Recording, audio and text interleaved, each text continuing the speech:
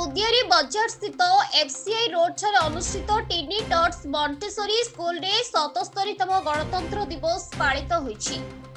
एथिरे मुख्य अतिथि भावे जोग देइथिले वरिष्ठ आईनजीवी और बार एसोसिएशन रो पूर्वतन संपादक शरद चंद्र पाइकराय, वरिष्ठ आईनजीवी एवं राज्य वेलफेयर ट्रस्ट रो legal adviser Akshanshu Shekhar Nayak, national human rights state working president Habibur Rahman, Raza welfare trust रो chairman Mohammad Parvez Haider, principal Tahira Begum, teacher Swagatika Sahu, Priyalisha Mohanty एवं अभिभावक उपस्थित रहिथिले। स्कूल रो कुनी कुनी पिलांक मध्यरु दिव्यांशु दास, अविजा बेगम, अभिषेक साहू, श्रियंशी दास सुंदर सुंदर भेषभूषा परिधान करने सहित गणतंत्र दिवस ता उपरे निज निजर सुंदर वक्तृता देथिले। एक वर्णाढ्य परिवेश मध्यरे गणतंत्र दिवस टी आनंद उत्साहर सहित पालन होइतिला। पूर्वतन सभापति जटणी बार एसोसिएशन आज मु बहुत खुशी ये परवेश भाई जो अनुष्ठान टी चलई से अनुष्ठान को मत अतिथि भाव डाकी मो निजको गर्वित अनुभव करुच्ची एवं अशेष अशेष धन्यवाद दूची।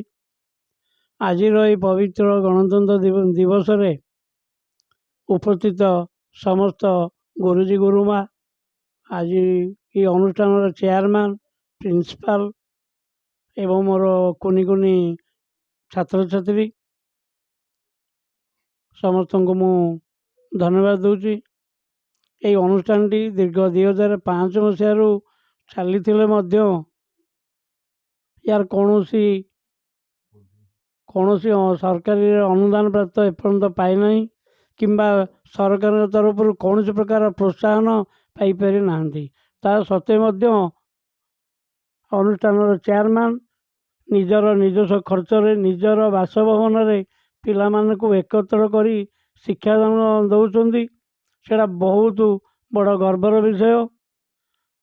मु सरकार पाखे अनुरोध करुच्ची जदि प्रशासन तरफ यही अनुष्ठान को पाई टिनी टच मॉन्टेसरी स्कूल को किसी अनुदान दे पारते ताहले आगामी दिन में यही अनुष्ठान अनुष्ठान पढ़ुवा कुनी कुनी छात्र छात्री मानकर भविष्य निश्चिंत भाव में उज्जवल हम।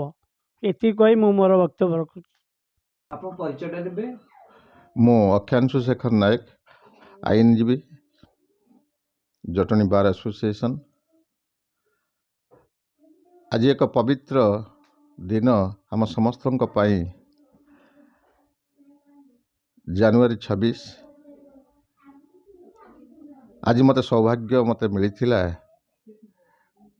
कुदियारी स्थित टिनी टच मॉन्टेसरी स्कूल ये गणतंत्र दिवस उपलक्षे मते एठा को आसी जातीय पताका उत्तोलन करिवार जो सौभाग्य देइथिले मु सेथिपाई tiny touch Montessori school chairperson तथा परवेज हैदर एवं उक्त अनुष्ठान प्रिंसिपल महोदय ओ तंकर स्कूल समस्त शिक्षक शिक्षयित्री वृंद उनको आज दिन ये पवित्र दिन में मु समस्त को साधुवाद जाऊँगी, शुभेच्छा और शुभकामना जनाऊँगी।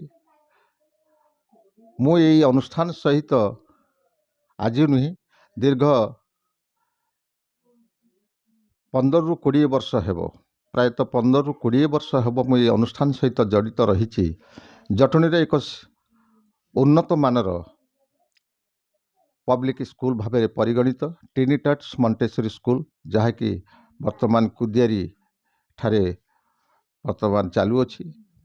ये अनुष्ठान टी बहु वातावरण बहु कष्टसाध्य बहु बाधाविघ्न दे गति करुच्ची, तथापि मध्य ये अनुष्ठान तार स्वप्न को आगु को बढ़ाइबारे पिला मानकर भविष्य को बढ़ाइबारे केबे भी पछघुंचा दे ना। ये अनुष्ठान अनेक छात्र छात्री को मुझे देखी जो माने अति उच्चकोटीर प्रतिभामान ଏ ଅନୁଷ୍ଠାନରେ ରହିଛନ୍ତି। ପିଲାମାନେ ଅତି ସୁନ୍ଦର ତାଙ୍କର ଶିକ୍ଷା ଦୀକ୍ଷା ବ୍ୟବହାରରେ ମୁଁ ଅତି ମୁଗ୍ଧ ମଧ୍ୟ ହୋଇଥାଏ। ପ୍ରତି ପରିସ୍ଥିତିରେ ମୁଁ ପିଲାମାନଙ୍କୁ ଦେଖେ ଏ ଅନୁଷ୍ଠାନ ଯେପରି ଲାଗେ ଯେଭଳି ଭାବରେ ସରକାରଙ୍କର ବିଭିନ୍ନ ଆଧୁନିକ ଶୈଳୀରେ ଗଠନ ହୋଇଥିବା ଅନ୍ୟାନ୍ୟ ପବ୍ଲିକ୍ ସ୍କୁଲ ତୁଳନାରେ ଟ୍ରିନିଟାଟ୍ ମଣ୍ଟେସରୀ ସ୍କୁଲ ମଧ୍ୟ କମ୍ ନୁହେଁ। ଟ୍ରିନିଟାଟ୍ ମଣ୍ଟେସରୀ ସ୍କୁଲର ଶିକ୍ଷା ଶୈଳୀ ବହୁତ ଉଚ୍ଚମାନର।